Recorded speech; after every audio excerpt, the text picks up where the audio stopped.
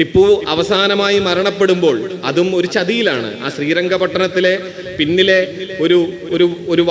ഒരു ഭാഗത്തെ മതിൽ തകർത്ത് ബ്രിട്ടീഷുകാർ അകത്തേക്ക് കയറുന്നു എന്നറിയുമ്പോൾ രാത്രി ഭക്ഷണത്തിന് വൈകുന്നേരത്ത് ഭക്ഷണം കഴിക്കാനായി ഇങ്ങനെ ഈ പാത്രത്തിലേക്ക് കൈ വെക്കുകയായിരുന്നു ടിപ്പു. അവിടെ നിന്ന് കൈ കുടഞ്ഞെഴുന്നേറ്റ് സാധാരണ പടയാളികൾക്കൊപ്പം കുതിരപ്പുറത്ത് കയറി ആ പടക്കളത്തിലേക്ക് പോയി ഏതാണ്ട് 3/4 മണിക്കൂർ നേരം സാധാരണ പടയാളികൾക്കൊപ്പം യുദ്ധം ചെയ്ത് കുതിര വീണതിന് ശേഷം വീണ്ടും 37 മിനിറ്റ്, ഇതൊക്കെ രേഖപ്പെടുത്തപ്പെട്ടിട്ടുള്ളതാണ്.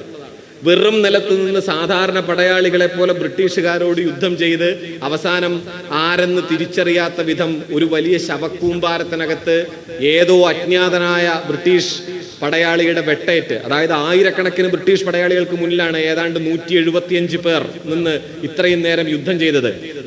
ആ ശവക്കൂമ്പാരത്തിനകത്ത് മരിച്ചു കിടന്ന രാജകുമാരന്റെ പേരാണ് ടിപ്പു. ആ ചരിത്രമാണ് ശ്രീരംഗപട്ടണത്തിന്റെ ചരിത്രം. ആ ചരിത്ര സ്ഥലമാണ് ഇങ്ങനെയാക്കി മാറ്റപ്പെടുന്നത്. നിങ്ങൾ ആലോചിച്ച് നോക്കൂ, നമ്മുടെ ചരിത്രം ഇങ്ങനെ തിരുത്തി എഴുതപ്പെടുമ്പോൾ നമ്മുടെ സമൂഹത്തിന്റെ ഇന്നു വരെ ഉണ്ടായിരുന്ന ചരിത്ര സങ്കല്പങ്ങളുടെ ഫ്രെയിം, അതിന്റെ ചട്ടക്കൂട് ഒന്നാകെ തന്നെ പൊളിച്ചു മാറ്റപ്പെടുമ്പോൾ അതിനെതിരായിട്ടുള്ള ചോദ്യങ്ങൾ നമ്മുടെ കലയിൽ നിന്ന്, നമ്മുടെ സർഗാത്മകതയിൽ നിന്ന്, നമ്മുടെ സംസ്കാരത്തിൽ നിന്ന്, നമ്മുടെ ജീവിതാവബോധത്തിൽ നിന്ന് ജനിക്കുന്നുണ്ടോ എന്നതാണ് എന്നെപ്പോലുള്ളവർ എപ്പോഴും ആശങ്കപ്പെടുന്ന ഏറ്റവും പ്രധാനപ്പെട്ട ചോദ്യം.